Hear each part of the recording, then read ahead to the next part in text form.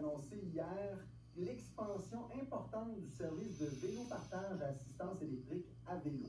En tout, il y a 41 stations, 500 vélos, 900 ancrages qui viendront s'ajouter à l'offre existante. Il y a eu 600 000 déplacements en 2023. C'était 2 fois plus que l'objectif qu'on avait. Cette année, l'objectif, c'est de dépasser le million de déplacements. Donc, voyez-vous, il y a quelque chose d'ambitieux là-dedans. Mais c'est bon pour tout le monde, disait le maire Bruno Marchand. Or, si la nouvelle est bien reçue par la plupart des intervenants, des gens qui sont en faveur de la mobilité active, il y a quand même des gens qui disent que c'est peut-être pas parfait tout ça. Il y a peut-être lieu de se questionner sur certains aspects. On va discuter ce matin avec Angèle Pinault-Lemieux, qui est porte-parole d'Accès Transport Viaire. Bonjour, Mme Pinault-Lemieux. Bonjour. Alors, première chose, j'aimerais quand même vous entendre sur ce qui a été présenté hier. Le fait qu'on se retrouve là avec une offre qui est quand même beaucoup plus importante. Il va y avoir 115 stations, 1300 vélos qui sont disponibles aux usagers, alors que le plan initial prévoyait 100 stations. Il y a quand même une expansion importante. Qu'est-ce que vous dites de ça?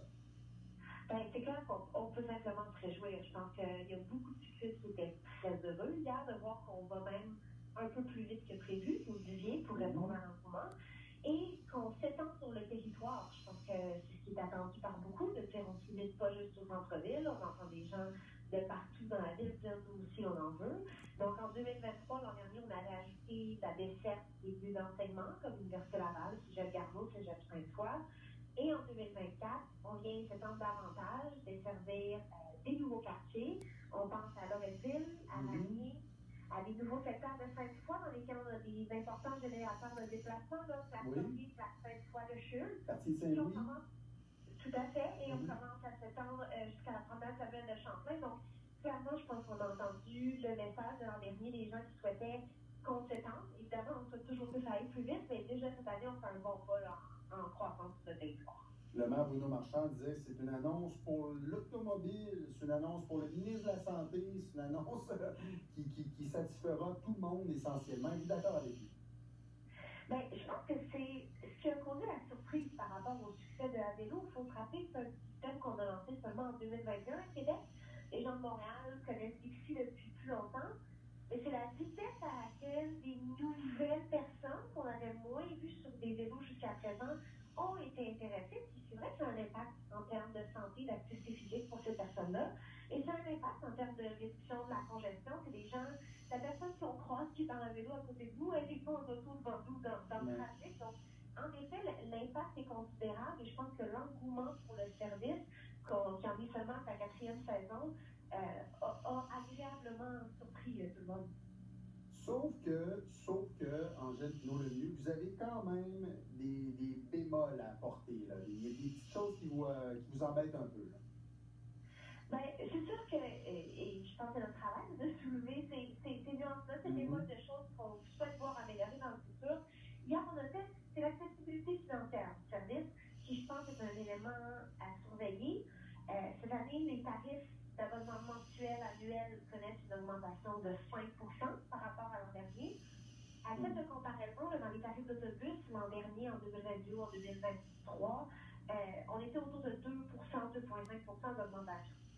Et celle qui nous inquiète surtout, c'est le tarif du trajet unique, c'est-à-dire je me déplace à une borne de paiement, je débloque le vélo pour un seul trajet, soit pour un abonnement mensuel ou un abonnement annuel. Et là, on passe d'un trajet qui coûtait 5,25 l'an dernier pour 30 minutes, ce qui est déjà plus qu'un trajet d'autobus, à une tarification où on paie $1 pour débarrer le vélo et ensuite ça nous coûte 30 sous par minute d'utilisation. L'enjeu, c'est que ça monte rapidement. Donc, on fait le calcul, on est à 5,50 pour un trajet de 15 minutes et on est rendu à 10 $ pour un trajet unique de 30 minutes. C'est presque le double par rapport à l'année dernière. C'est presque le double par rapport à l'année dernière. Et c'est difficile d'imaginer qu'on puisse convaincre des nouveaux ou nouvelles utilisatrices de prendre un vélo pour un trajet unique pour l'essayer seulement, familiariser avec le service.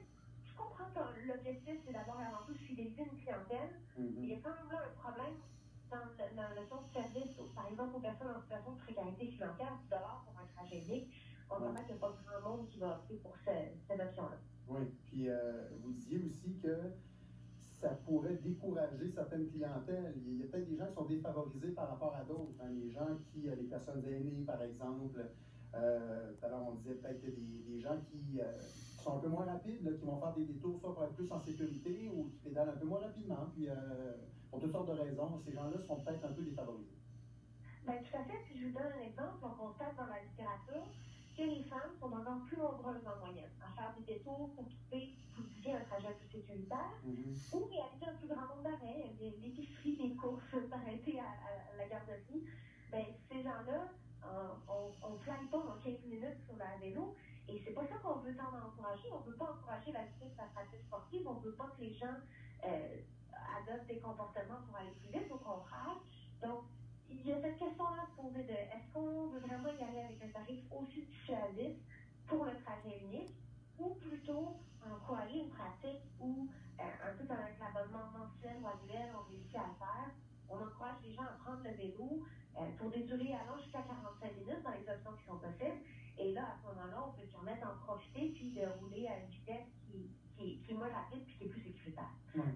S'il y avait une proposition que vous aviez à faire pour que l'expérience à vélo soit plus sécuritaire, plus pratique aussi, pour tout le monde, hein, parce que le nombre de corridors vélo est quand même aussi limité, est-ce qu'il y a quelque chose qu'on pourrait proposer à la ville, à votre avis? Ben, je vous nomme un bon coup qui a été intégré cette année, puis un que nous, c'est sûr, on souhaite voir pour les prochaines années. Désormais, cette année, le temps de trajet et la durée qui seront visibles sur le vélo, c'est un petit détail, mais ça nous évite d'avoir à sortir notre cellulaire en cours de route pour constater on est rendu à combien de temps, combien on a parcouru. Donc, je pense que là, on vient gagner en sécurité. On ne souhaite pas que les gens sortent leur cellulaire en vélo. Donc, une bonne chose qu'on gagne là, sur les véhicules cette année. Et bien évidemment, je pense que tous les cyclistes le souhaitent. S'il y a quelque chose que la ville pourrait mettre en place, je pense que Montréal, on l'a vu, a testé avec succès un projet pilote de vélo Bixi en hiver, toute saison cette année. Donc, beaucoup de cyclistes qui aiment pas voir, évidemment, la saison s'allonger dans le temps, commencer plutôt, finir plus tard. Et même éventuellement imaginer avoir une disponibilité hivernale. Ça pose évidemment des enjeux là, de recherche avec les batteries. Il y a des questions technologiques importantes. Mais c'est clair que je pense que c'est le souhait pour beaucoup de gens. Qui, il y a quelques temps, là, quand il y a eu des beaux jours, auraient déjà Oui. C'est ce que j'étais pour dire. Il me semble qu'on a eu un hiver qui se serait bien prêté à ce genre d'exercice-là. Mais bon, c'était quand même particulier cet hiver-là. Angèle Pinault, le mieux, vous êtes porte-parole d'Accès Transport Viable. Merci de nous avoir consacré ces minutes ce matin.